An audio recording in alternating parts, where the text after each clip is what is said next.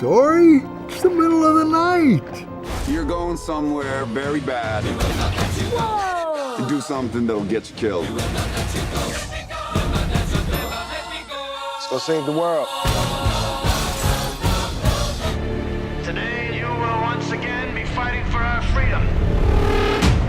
Not from tyranny, oppression, or persecution, but from annihilation.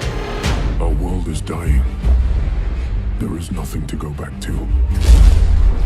If our people are to survive, we must make a home here. Whatever happens. He always had 4 followers. Like the 4 horsemen of the apocalypse. Together, we will cleanse the earth to the strongest. There are stories about what happened.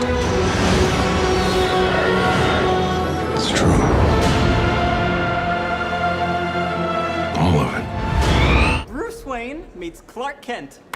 I love it. I love bringing people together. How are we? Lex. Hi, hello, Lex. It is a pleasure. Ow, wow, that is a good grip. You should not pick a fight with this person. A great many people see you as a hero.